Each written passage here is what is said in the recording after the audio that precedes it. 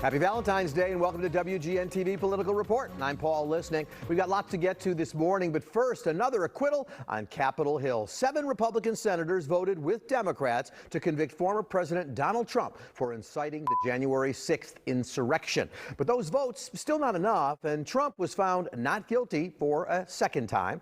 Washington correspondent Kelly Meyer is live from Capitol Hill this morning. She's got the very latest for us. Hi, Kelly. Hi, Paul. Good morning. Well, thank you for having me. And you're right. This is the second time that Trump has been acquitted here on Capitol Hill. And while his defense lawyers are celebrating this morning, Democrats are criticizing the 43 Republicans who voted not to convict. Donald John Trump, former president of the United States, is not guilty as charged in the article of impeachment. The Senate voted to acquit former President Donald Trump Saturday on a charge he incited the deadly attack at the U.S. Capitol 1 month ago. This was the most bipartisan impeachment in the history of the United States. 7 Republicans voted with Democrats to convict the former president. Utah Senator Mitt Romney, Pennsylvania Senator Pat Toomey, and North Carolina Senator Richard Burr all voted guilty. Disgraceful dereliction of duty. After voting not to convict, Senate Minority Leader Mitch McConnell blamed the former president for the attack and left the door open to criminal prosecution. President Trump is still liable for everything he did while he was in office. We won, not guilty. Trump's lawyers celebrated the decision and shared a statement from him moments after the trial ended. Our historic, patriotic, and beautiful movement to make America great again has only just begun. One of the House impeachment managers, Virgin Islands delegate Stacey Plaskett, left the blame with Senate Republicans. And now Americans, I know, are frustrated and they're upset, and they want to find a reason why this didn't go our way. And that question lies squarely with those 43 members of the Senate who didn't vote. And Washington is waking up wondering what's next, but lawmakers have already left town. They're set to be on recess this coming week. Hey, Kelly, I got to ask you, so, yesterday morning when it kicked off, we all got a little stunned. It looks like there were going to be witnesses called, and then there weren't witnesses. Why? Yeah, there was an agreement apparently between Republicans and Democrats to not call witnesses, to not continue the trial. In the end, and what we're hearing from Democrats on the Hill is basically they're saying no matter how many witnesses they would have called, it wasn't going to change the minds of people like Mitch McConnell and other Republicans who were saying that this was unconstitutional to convict a former president after he was already out of office. So they felt that prolonging the trial was not a good idea, and they want to get to COVID relief. They want to confirm President Joe Biden's cabinet nominees. So ultimately, although they did tease that a little bit, it kind of put things in chaos here for about 3 hours yesterday. They ultimately decided to just have the final vote. All right. Kelly Meyer in Washington, D.C., thank you. Enjoy your Sunday. Appreciate your time. My first guest this morning, Illinois Congressman Mike Quigley. He's a Democrat representing the state's 5th district. Good morning, Congressman. Welcome back to the show. Good to see you.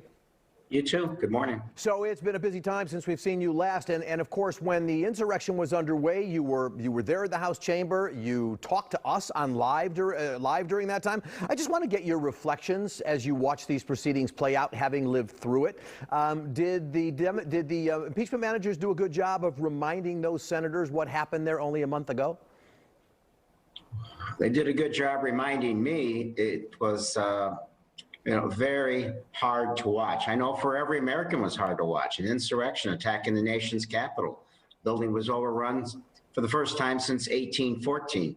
But, obviously I was talking to you on live TV when it happened, and I listened to the tape again, and I could hear the gunshot where one of the rioters was killed. So it's, I guess, a triggering mechanism. Obviously a deep and disturbing day. But in reality, yesterday was almost as disturbing for me because there was no accountability. From day one of the trial, I would often give our viewers a spoiler alert and say he's going to be acquitted. You knew that. I think all the Democrats, your colleagues in the House, knew that when they presented the case. So I guess I have to ask the question, why did we go through it? Sure. And look, I was very involved with the first impeachment. As you know, the Intelligence Committee I serve on did the investigation of that impeachment. There wasn't a day I wasn't told then that we were speeding toward a stop sign. But just because you know the other guy's going to do the wrong thing doesn't mean you stop doing what you think is right. Second, I do think the first impeachment, the attempt to hold the president accountable, did educate a lot of the American people. He lost a narrow election in 3 states in the Electoral College, and I think that played a role. I think this did the same function. I do believe a lot more Americans and a few more Republicans saw the president in the correct light, the person who incited this riot and attacked the democratic process.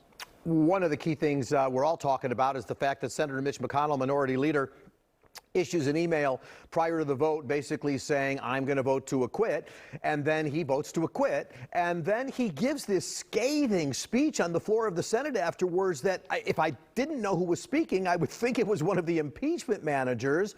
What's going on with Mitch McConnell? Yeah, you can't have it both ways, Mitch. You can't say he's guilty and vote the other way. I mean, this is an abdication of your oath of office, right? We all swear to protect our country against all enemies, foreign and domestic. On January 6th, the enemy was the President of the United States. Mitch McConnell recognizes that and refuses to hold him accountable. And instead, he said, well, somebody else might go after him. Clearly, he's referring to the criminal justice system. And obviously, the President of the United States has a lot of other legal problems. So if there is indeed karma in that system, he's going to have problems with the Southern District of New York, possibly Georgia, and clearly for inciting this riot. A couple of follow-ups to that. Number one, I have a theory about why Mitch McConnell did what he did, but you're a political animal, as Mitch McConnell is. Well, he more so than anybody. Here was my thing. I think that he did what he did because he would have lost his leadership role in the Republican Senate as leader had he voted to convict. Is that a fair enough assessment? I think that's true for him. I think it's true for McCarthy on the House side.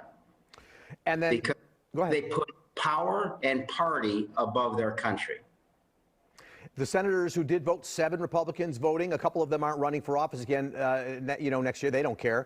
But a couple of them took a chance. Bill Cassidy and some others, they're already being rebuked at home. Do you see them as brave, a voting conscience? Did most of the senators just vote political party? As Democrats, we always ask each other, and we ask our Republican colleagues to do the right thing, to do the moral thing. And I think it would be wrong for us not to recognize that and thank them for that effort.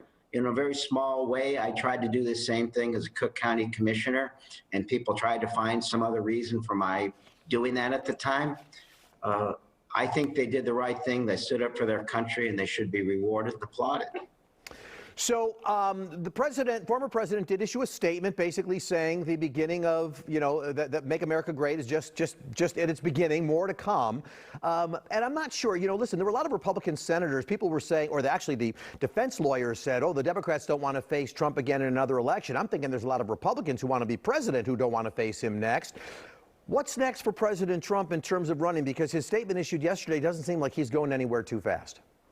Yeah, he's counting on amnesia, which happens all too often in our country.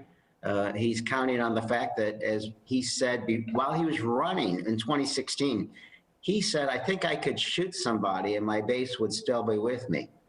Well, he incited a riot in which 3 police officers were among those killed. 140 were injured.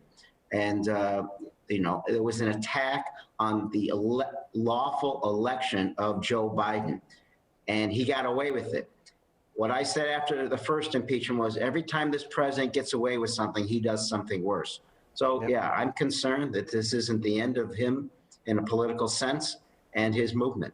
So therefore, Congress has to decide what, if anything, they're going to do. I've said on air they have 2 options, basically, the 14th Amendment, which is a little complex, and the notion of censure. But censure, in fact, even Dick Durbin has said he would go for that. Nancy Pelosi in her conference yesterday basically said censure is something you do when people lose stationery. Doesn't look like y'all are going for censure.